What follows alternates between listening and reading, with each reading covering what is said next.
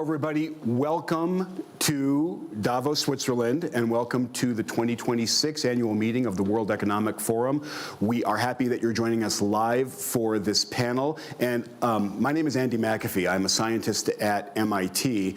I'll be the moderator today. And we're here at Thursday. We're close to the end of the annual meeting 2026. And I can assure you that the topic of this panel has been top of mind throughout the annual meeting this year. It's been probably one of the most actively discussed topics here, certainly because of this remarkable surge of progress we're seeing with AI, but for lots of other reasons as well. I think perhaps the dominant conversation this year at Davos has been exactly the subject of our panel today, which is converging with technology to win. Now, obviously, we need to define what win means, and that can mean different things to different people in different parts of the world. We probably need to talk a little bit about which technologies are top of mind, but this is the topic at Davos 2026, at least in anyone's top 2 or 3 list of topics. The good news is that we have people who are finally going to answer the question. In 45 minutes, we're going to nail this. And the reason I say that with confidence is because of the panelists that I have the honor to share the stage with. I'm sitting next to His Excellency Abdullah AlSwaha, who is the Minister of Communications and Technology for the Kingdom of Saudi Arabia. Next to him is a person who I personally have learned a lot from. Laura D'Andrea Tyson is an economist at the University of California, Berkeley. And you might have heard that there's a lot of technological innovation happening in and around the Berkeley area in Northern California. Yeah. Luckily, Laura knows all the secrets and she's going to share them with us.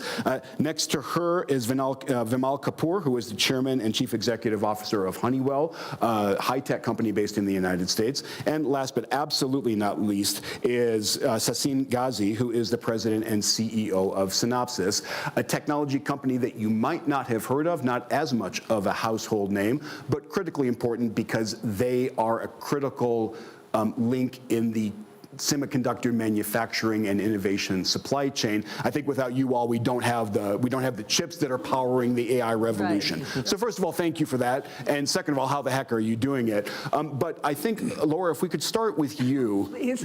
Okay. Happy to do it. Because economists like yourself have been studying this question for a long, long time. What is it that allows a region or a country to build a technology ecosystem that converges to a place that would make everybody happy? In other words, it innovates like crazy, it generates a lot of value for customers, a lot of wealth, it provides good jobs for a lot of people. Leaving modesty aside, your part of the world, California, is almost certainly the world leader in that. Mm-hmm. If you could give us your version of what happened in Northern California to make that work, and then more broadly, because that's not enough, more broadly, what's the secret sauce for getting the environment right to let this kind of magic happen? Industrial policy is a term that I know that you use. Some people do like it, some people don't. Right. But there's no, I think everyone here would agree, there's no way that we get these fantastic converging tech ecosystems without the government involved doing the right things. And I know you have beliefs about what those right things are. We'd love to start with those. Good heavens, that was a long set of questions, in fact. I'm going to make a contrast. Let me make a contrast. The contrast between the kind of model that is behind the innovation, technological revolutions in the United States, particularly around Silicon Valley. Mm-hmm. But I also want to talk about China. Because if you see, I've been working for the past year on the battery and EV industries. Mm-hmm. And here's where a country, through an industrial strategy, it was a country that set the industrial strategy. And then the country, over many years, it wasn't like it didn't happen overnight, did a number of things to create the ecosystem with the private sector. Most of the producers of EVs in China are private companies. But it actually developed a whole ecosystem because it had a strategy to be a major player as a nation in EVs and batteries. Okay, so that's a quick summary of China. Of course, in the US, it really has been very much driven by basic science, by the relationships between companies and universities. I think Synopsys, right? Isn't Synopsys connected? Yes, to engineering faculty at Berkeley.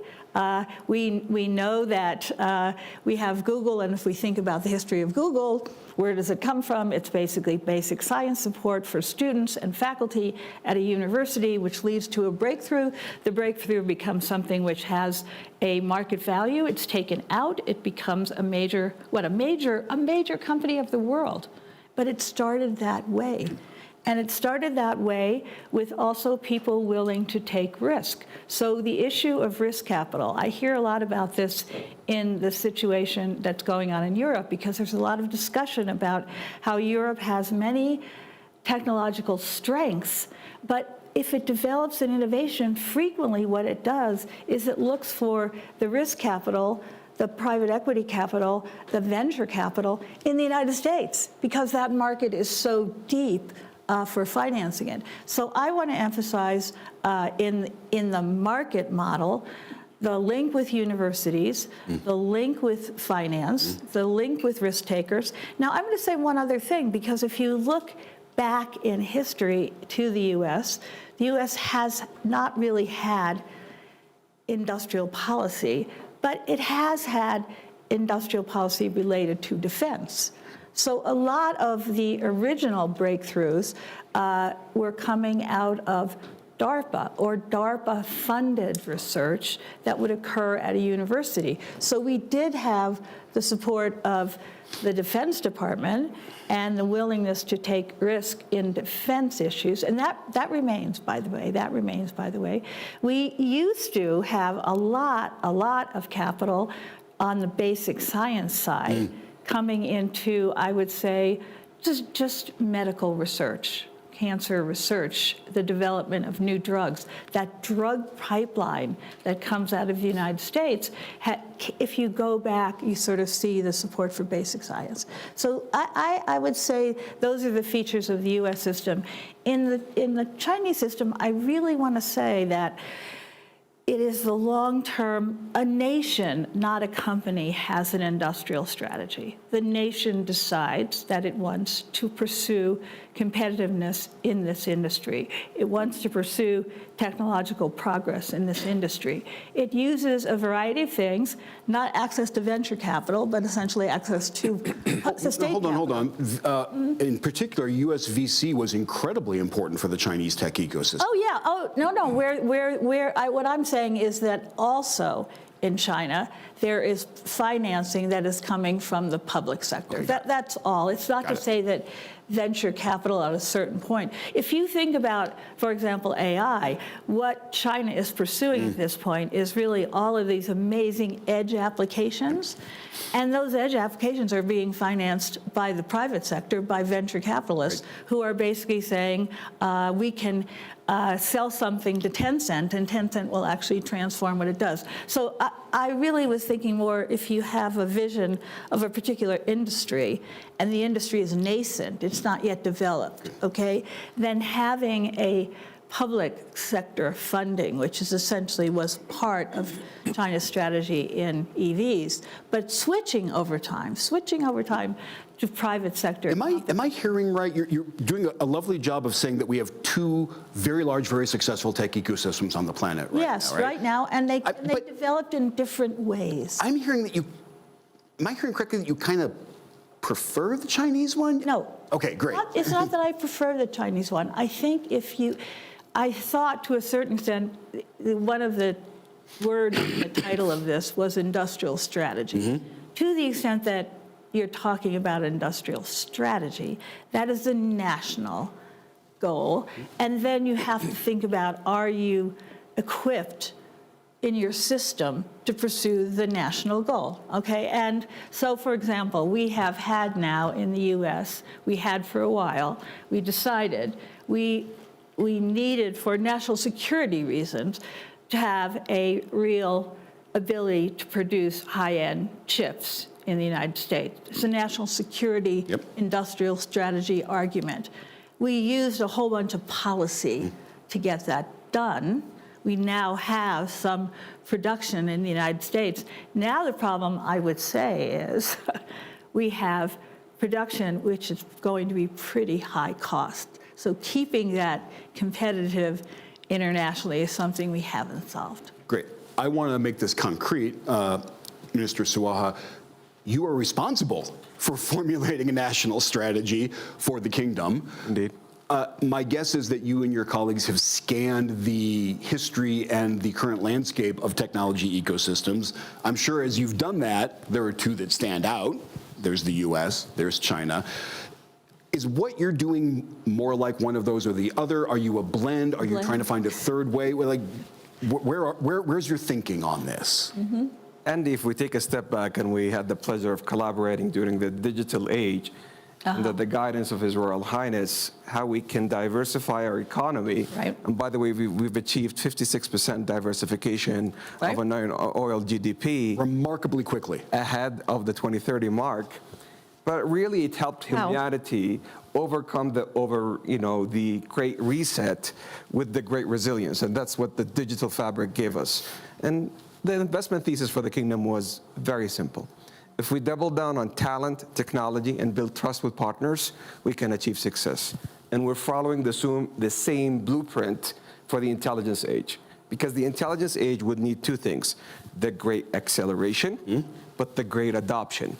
And it's not only important that you focus on the supply side of the world, because that's going to trigger a couple of winters and bubbles, but it's the adoption. And that's why the kingdom, we have energized the industrial age. It's only natural that we energize the intelligent age. Last year, we clocked 11 cents per million input-output tokens. It's only natural for us to become the most AI-enabled nation in the world.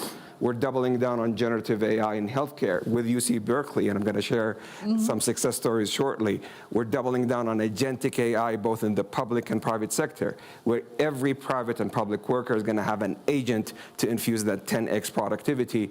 And we have delivered the first physical AI deployment when it comes to a fully robotics heart transplant done within our national hospitals. Last but not least is how we can become really the test bed for innovators and investors. Saudi last year, Andy, had the largest investment ticket in AI and the largest success story, a Nobel Prize winner, a Saudi American, Professor Omar Yagi, working with UC Berkeley and our national labs, using AI to create new chemistry, metal organic frameworks, effectively a sponge with the right pore size to capture water from air and carbon. And when it comes to the largest ticket, you can ask Jonathan Ross, who was introduced to the world 2 years ago on LEAP, the largest tech event right now in the region, and by a mile from a number of other tech events. But on stage, how the kingdom is tackling the memory wall, how we're doubling down on memory on the chip, next to the chip, and near to the chip. And we have demonstrated that 11 cents per million input-output token, energizing Aramco, who wrote the first PO for Jonathan back then, how we could deliver bottom line efficiency with $1 billion last year, and this year is creeping up to $2 billion of real AI adoption, and how we can achieve the lowest uplift cost and carbon intensity. And this is a true testimony that, and a call out to our partners, that in the intelligence age, you need a partner that can accelerate AI, but more critically adopt AI, and the kingdom stands tall as your partner of choice. Laura, let me ask one follow-up question, and then Please. It's probably your follow-up question. Go ahead. let's see how close we are on this one. Excuse me. Actually, I want to calibrate the kingdom's ambitions here. Tell me. Okay. At a minimum, I heard you say that the kingdom wants to AI enable the organizations and institutions of Saudi Arabia to take better care of the people of Saudi. You want to have amazing, not just digital, but AI infrastructure for life in Saudi Arabia. That seems to me like the least ambitious thing that I heard you say, even though that's massively ambitious. Are your ambitions to join the global stage of tech ecosystems that are transforming the world right before our eyes? Trust me, the first time I met His Royal Highness, even when I was in the Silicon Valley, every year he would double or triple the target on us. So the ambitions is indeed global. And His Royal Highness has an investment thesis. The more prosperous the kingdom, the Middle East is, the more prosperous the world is. And it's not a surprise that we fuel 50% of the digital economy in the kingdom, or the region. We fuel 3x the tech force of our neighbors. And as a result, we fuel 50% of the VC funding and the number of unicorns. And as a byproduct of that, it's not a surprise that the World Economic Forum called out Saudi Arabia as the #1 and #2 digital riser consecutively. Going back to the intelligence age, we have energized the industrial world, and we helped the world achieve more than $100 trillion of economic value. We want to help the world achieve the next $100 trillion by energizing the intelligence age. And we're laser focused, since we're talking here about the technological walls, we're focused on addressing the energy wall. 83 gigawatts the world needs. We have already allocated, His Royal Highness has a committee that meets monthly on this, and he has designated one of the subcommittees, His Royal Highness Prince Abdulaziz bin Salman, and we have allocated land energy that is available with more than 10 gigawatts worth of capacity today, in which we can deploy, and we've already have announced it in the last visit of His Royal Highness to the Honorable President in DC. We had Jensen Huang, we had Elon Musk, who are today in Davos, all have announced major investments and deployments with definitive agreements to go large in the kingdom. In terms of adoption, one true story, LM, the most powerful Arabic LLM, we presented it to Adobe, and Adobe right now have adopted it across all of their product suites. If you want to use an Arabic LLM, it's powered by the Kingdom of Saudi Arabia. And we have partnered with Qualcomm to bring to the world the first hybrid AI laptop and endpoints. So these are true testimonies that the kingdom, we're not going local here or regional, we're going global. You are not playing small ball, if I use the American baseball analogy. Israel has never played small. Small ball is not a thing we've associated recently. Trust me. Laura, before you ask your question, can I bring our other two panelists Oh, in? sure. Vimal, I'm sorry. No problem. Vimal, let me go to you. You run Honeywell, which does business at the cutting edge of technology all over the world. As somebody leading an organization that interfaces with a lot of governments and a lot of ecosystems, could you talk about the things that you see that give you optimism that you're working in a ecosystem that's heading in the right direction, versus the things that you see that give you pause, you think, this might not go so well? Is that a fair question? Absolutely, and I think we as companies, Laura made a great point initially on ecosystems and ecosystems between the university system and the governments and how it creates innovation like Google. But companies like Honeywell and many others have very large investment in product development, and they're thinking ahead 3, 5, 7 years, again with a strong linkage to the universities. Right. So one of the things we realized for last 5 or 10 years is we need to be in the front end of interfacing with the governments to share with them what are we doing, and have ability to shape a bigger picture. And governments like Saudi are very proactive. We have access to people like His Royal Highness and others, very high access to share where things are going. And I'll give 1 or 2 examples. If you think about the word of AI, which is impacting every industry, and therefore it has impact on energy consumption, one has to think about right way all the way to the end, what will be AI used for, and is the strategy to generate more energy is for the right cause? Because if you have a dialogue to say, we need more power, we put more nuclear, we more gas, the question I always pose is, but what are you going to do with that? Have you been clear that are we going to make a best video and best pictures, or are we going to solve the healthcare problem? Yeah, what's your goal? And if you are going to solve the healthcare problem, we have solution for it. Then let us solve the energy problem in different ways. Is it gas? Is it nuclear? Is it energy storage? So I think ability to see this end-to-end picture, whether it's in the government in United States or countries like Saudi or many other large economies, we see this as our responsibility. And what's in for a company like us, if we shape the policy right, it benefits us to be ahead of the game, to understand our business model aligned with the policy. There's something in us for that, but also it's our responsibility as a large company to give it back to the society in other form to see, these things are critical for the success of the society. And that's kind of where we think we have an important role to play in this whole ecosystem. And my concern today is that while there's a lot of dialogue on AI, its bigger picture implications are not being discussed in depth on what it will be used for. Because if it is being used for economic prosperity, please put more power generation and do it. But it is being done for human curiosity and I'm going to do something more interesting, probably it's not the best use of the resources of the planet at this point of time. So how do we have that dialogue and help people understand possibility? Are you telling me I shouldn't be creating funny images that amuse me on Nano Banana because that's ruining the planet? That hurts. Yeah. So I It's guess using energy that might be used in other ways, is Other what ways he's that you- saying. I get it. I just don't like it, right? But on that point, there is a huge amount of concern right now about the environmental footprint, specifically of AI, more broadly of the digital ecosystems. And people are worried that, again, we might like making cool pictures with LLMs, but the planet can't tolerate that. Is that an accurate belief? I mean, look, the energy systems have been created over the last 100 years with the hydrocarbons. Yeah. It started after World War I, so it's 105 years.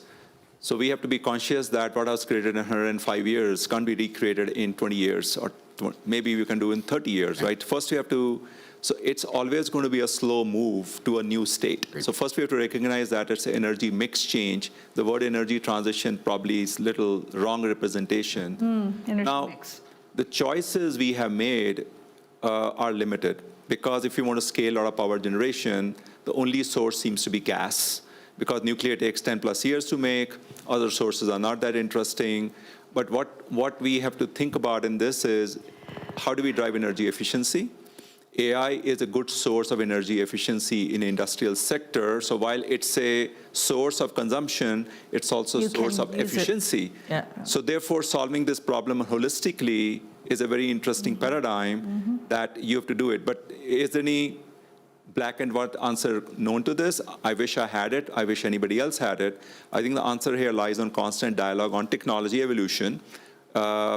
Case in point is companies like us never thought of energy storage at scale on the demand side. Today, we feel very confident that we can do energy storage at a source like consumption of, say, hospitals, stadiums, schools, and that can take a lot of peak power off, and therefore the energy demand is less, and that is used now for AI generation for healthcare problems. So solving this holistic issue is something we strongly believe in. When you talked about the energy solutions available for these unbelievably energy-hungry data centers, your list was short. Your list had one thing on it, if I listened correctly. You said gas. You didn't say gas and renewables. Can you educate us why not? I mean, what one has to appreciate is the intensity of energy. I always like to, I'm an engineer by background, so always like to tell people the mix of energy doesn't matter. How much is wind, how much is solar? We like to advertise that. Kilojoules matter, because energy intensity has to shift, not the mix. So solar power cannot produce cement. Solar power cannot produce steel. It cannot. They are very energy intensive. That's right.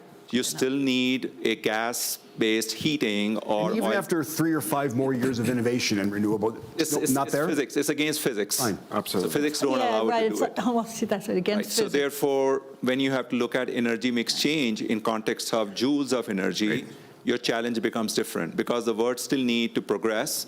World needs to build more infrastructure. It still needs steel. It still needs cement. It still need fuels. Now, how do you do that energy mix change while you also want to build data centers and consume more energy? That's an interesting problem to solve.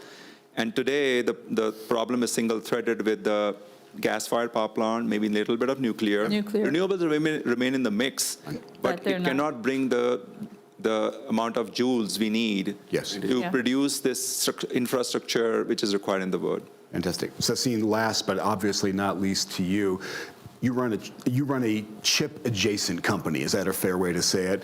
Okay, so the question on everybody's mind about chips these days, because it feels like they're the bottleneck for, they're the determining factor for how quickly things get amazing in the world. Everyone talks about the chip shortage and rationing chips and all that.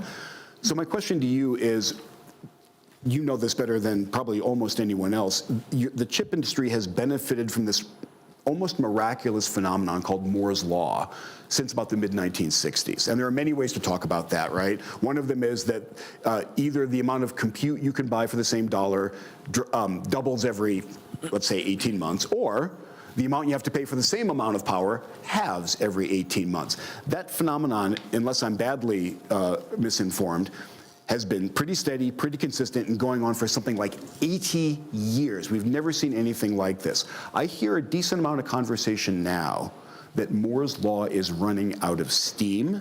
Right. And it strikes me that if that's true, then this flourishing of innovation that we have been seeing might actually slow down. Is that a thing that we should worry about? First, let me set the stage for our role in Moore's Law. Yeah, where are you? Synopsys is the $100 billion company that nobody has heard of. And the reason for it is we're part of an essential ecosystem. Moore's Law does not exist in terms of continue that rhythm of 18 months of innovation without the stack of engineering innovation. It starts at the atomic level with material selection, physics, to build a transistor, to put it on a chip. The chip has billions of devices that somehow magically they work. And now those devices, when you think of an AI chip, it's reaching 1 trillion devices, and it's being designed through a number of vectors that you need to optimize. Moore's Law is continuing, but it's not affordable. It's not at the same pace that what we were used to for the last 3-4 decades. Now, in any innovation, it has to be practical. Can you deliver it on time at an affordable cost? Therefore, the innovation is taking different shape. So you start expanding at a system level to innovate. So when you think of AI, the reason it's possible today is because of the power of silicon. If silicon is not powerful, it can achieve the performance, you cannot run the models. The way it's evolving is at an architectural level. You're able to stack multiple chips in a package, so the chips is becoming a system. So therefore, it's not something to worry about because Moore's Law is hitting the limits of physics. There are other aspects to innovate, which is a system-level innovation. So this is great news if I'm hearing you correctly. Moore's Law is slowing down. That does not automatically mean that the party's over when it comes to this innovation digital bounty that we've been experiencing. Yes, there is a terminology in the industry has been referred to for the last 5 years or so, advanced packaging or multi-die, which is what essentially is. You're only moving the part of the chip that you must advance process technology on Moore's Law. The rest of it is too expensive to move, so you disaggregate the chip, you break it into small chips, then you bring it back together in a system. That's what Synopsys does. We provide our technology to every customer that is disaggregating that system, bringing it back together. And just to give you a reference of the value in that supply chain, our company just 6 years ago was $10 billion in market value. We went up 10x to $100 billion just because of the essentialness in that supply chain to enable everything you touch with silicon. Okay, so a follow-up question on that. You've calmed me down anyway, that the semiconductor industry, which as you point out, is this astonishingly complex ecosystem and value chain. It might be one of the most complicated things we humans have ever built, right, in the physical world. You've calmed me down that it's going to keep the party going, and that's fantastic. There's another party going on with innovation with AI models of different kinds. There's absolutely a scaling law taking place. They keep on doing things that they could not do the week before. And I found myself in this weird position where I get up and when I'm drinking my coffee, I look at the news from the tech sector, and I realized a little while back that I was no longer surprised at being astonished.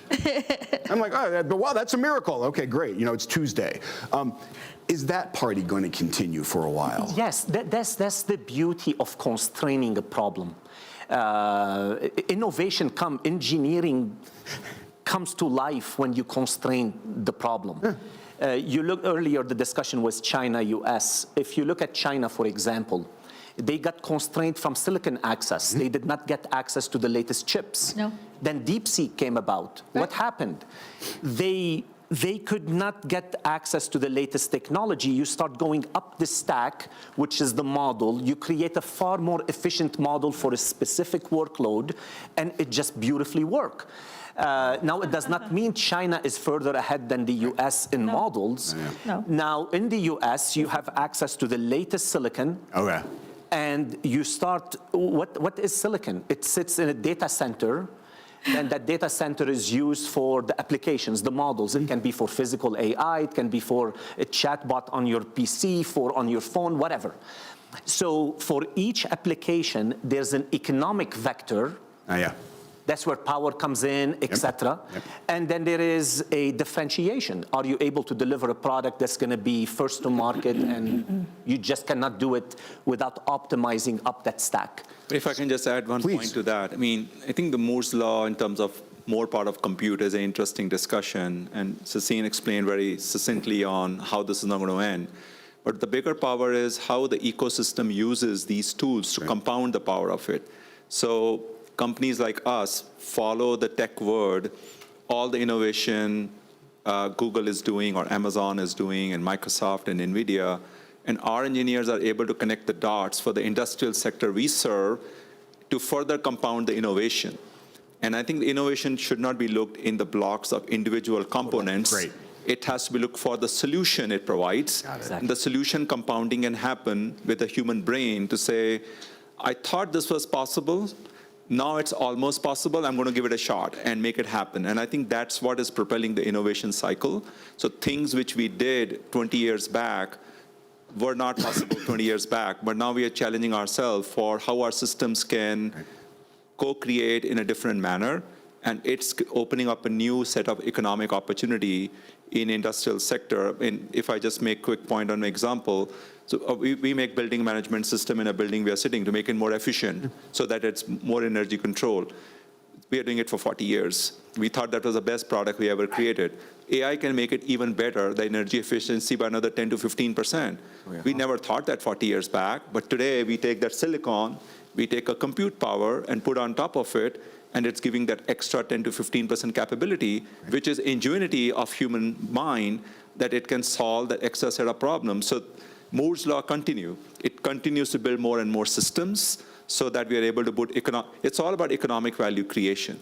How do you create more economic value, whether it's more revenue generation, more cost reduction? And that's what companies, all the industrial companies are doing. This is, Lori, I promise. Let me say one more thing, and then I'm going to turn it over to you, because I know you've got fantastic questions. Okay. But I have to react to this, because this is the most encouraging and optimistic thing I have heard at Davos, certainly this year. Maybe in my time coming here, this is profoundly optimistic, because what you two are educating us about is that there's been this party going on with digital innovation. It doesn't solve all the world's problems, but it's a really good thing to have.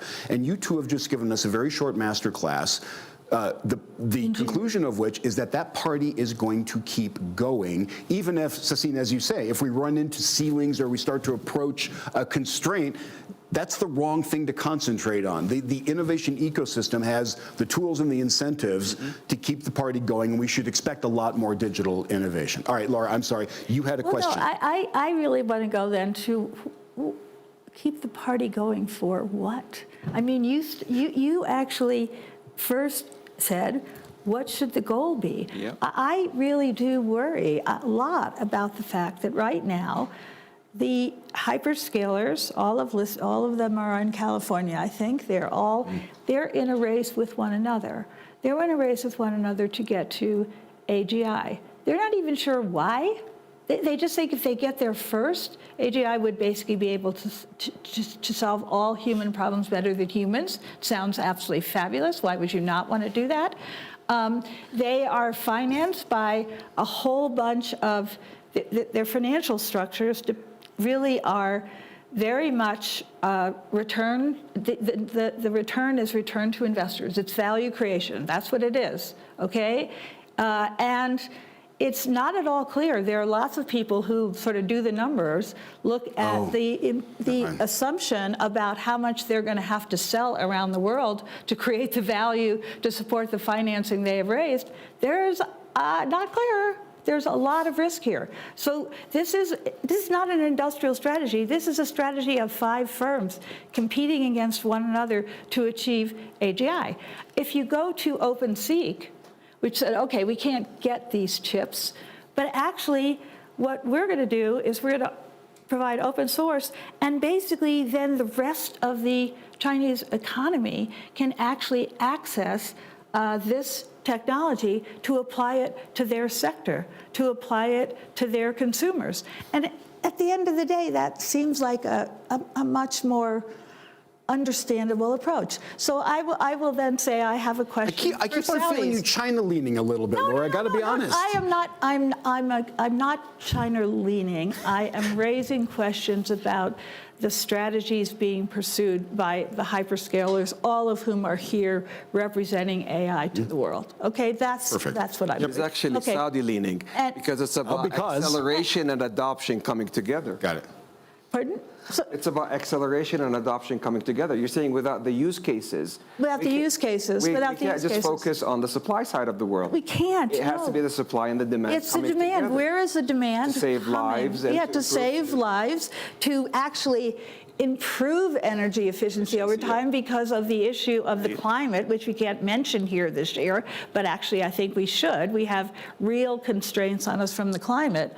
We have the issue of youth and employment. Indeed. Youth and employment. So you said talent development has been very important in Saudi Arabia, but you have to find ways to keep those people moving in careers that generate living standards over time that are acceptable. That's a goal. So Laura, to your point. That's an industrial strategy goal. It's not a goal of OpenAI. I like OpenAI's technology a lot, so but it's not OpenAI's goal. It's value creation. Before you jump in, I just want to flag to our live participants here with us in the room. We're going to open this up for questions in just a little bit, but this is so spicy that I don't want to stop it right now. So over to you. So to build on Laura's point, I think where AI needs to emphasize is augmentation of skills. Because if you look at the broader picture, human population is generally not growing in majority of the world today. There are exceptions, but there's a population shrinkage in most of the mature world, including China now. Including China. So if I fast forward 15 years from now, if there are not going to be enough skilled people, and people are not willing to do work where you have to work with hand to run an operation, run a building, run a plant, run a warehouse, how that work will get produced, and will it stop the economic progression, or will the tools get created where one human can work of 2 humans, or a less experienced person can use a tool to do a work of more experienced person? We are focused to use and deploy AI in that context. We are more around augmentation strategy of human to make them more productive, but that creates economic value. This is fascinating because I'm hearing 2 problems articulated. They're basically the mirror image, or the plain opposite of each other. Laura, I heard you talk about the fact that there might not be enough jobs to go around, that we're creating some conditions for technological unemployment. I heard you just identify the exact opposite concern. There might not be enough people to do all the work that needs to be. We have to differentiate. Which is it? So you have to differentiate between a work getting automated and augmentation. That's right. Because a human divides the work into 3 buckets. You define the problem, you execute the problem, and then you check if it was executed right. This is how humans have evolved over the last 1,000 years. In industrial world, still humans have to define what problem to solve. You can automate to execution, software can come in, but the first and third step is augmentation. Let's take an example. Can AI read an X-ray? Yes. But will you conclude a result of AI to say, I read your X-ray and here's a treatment? You don't want a doctor, the last step to say, please tell me, is it a right one or wrong one, right? And that's where the 3-step approach has to be done. So it's augmentation in the skills which are critical for the planet. So I think if the focus is towards augmentation, economic value creation will be higher and job losses will be lower. But if the focus is on the code automation and others, I couldn't agree more. It's all about acceleration, adoption with the augmentation approach. Just to build on what has been said, There are a few players that are just focused on the supply side of the world. That's like throwing good money after bad. And that's why it's not only takes capital, but a captive market and real use cases. So the X-ray example, we have the largest virtual hospital today in the world, part of the success story that we have under Vision 2030. And what has happened as we deployed those AI agents for those radiologists to be able to detect whether a tumor is benign or malignant, they were able to see more CT scans, more MRIs, more X-rays to be able to serve and help and protect more lives. Back, taking a step back to that first robotic story of a heart transplant, he's able to get patients outside of the ICU room and the CCU room within 4 hours or 48 hours versus 4 to 8 weeks. Yeah. This is a remarkable example of how, if you're talking about a responsible approach of leadership in the intelligence age, you need that acceleration, adoption with the augmentation approach. But we have, while I agree, there hasn't been enough thinking of how to transform education and the talent that will be replaced with intelligence. Yes. There is no question about it. Yes. Today, if you're graduating in computer science, you don't have a job. Very difficult. 5, 6, 7 years ago, you could not get enough of them. Enough jobs. So there are tasks, if you're able to move it to automation, you don't need them anymore. You don't need it. As a company, I have 30,000 employees, and about 25,000 of them are engineers, and those are the most sophisticated engineers in the world. Yes. Many part of my workforce, I'm flattening it. Why? Because I'm forcing and pushing to drive more augmentation, all the stuff that's been said. But what does that mean for the early in their career? Coming in, people. They don't have a job. And those are statistics. They're across the world. That the unemployment for areas that AI is able to automate is being impacted. Now, the counter to it, well, that's great. You can do more innovation. But, okay, that's not that's easy said. But innovate to build what? There's going to be a period of time where there's going to be a stress in the economy due to AI. But all of that being said, I'm a huge believer that you need to run and race with it because it's so significantly disruptive. So hold on. There will be bumps in the road, but we still have to accelerate. You have no other choice. You have no choice. Because you could try to mandate that you got to slow down. Governments have tried to do that before. But then you're missing a huge opportunity from solving significant problems. We may cure cancer in our lifetime because of the technology we have.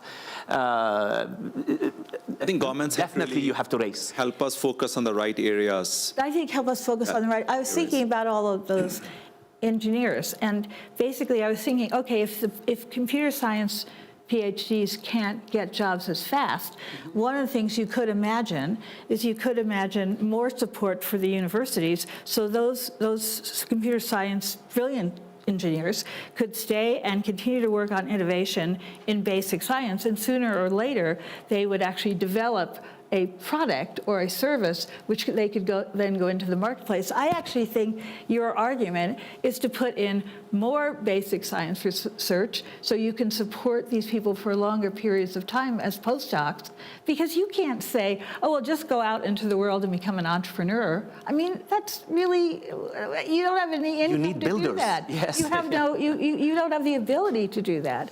So we've got time. If everybody is concise, we've got time for, I believe, one question from the audience. Sir, the only rule, I'm sorry, is threefold.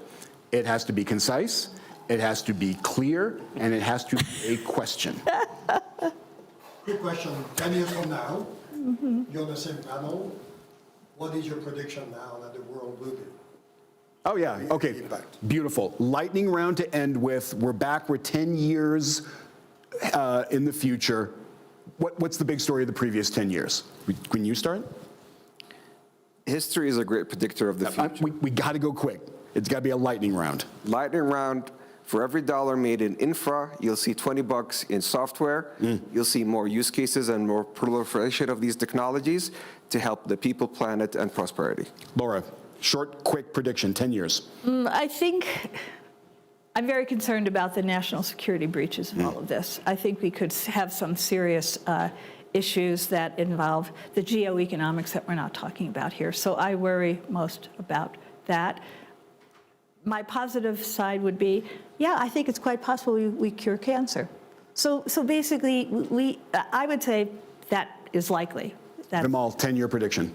I would say industrial ecosystem will work very differently in terms of the workforce it has. So we'll have to really evolve how the industrial machinery will evolve in next 1 decade in terms of its processes and its workforce skills. Sassine, 10 years. Pervasive use of physical intelligence that will dramatically change and improve human lives. I can hardly think of a better note to end on than improving That's a good one. human lives. I think that's Thank you all, my great. panelists. This has been Let's do great. that. Thank you for joining us. Let's do that. Good one. So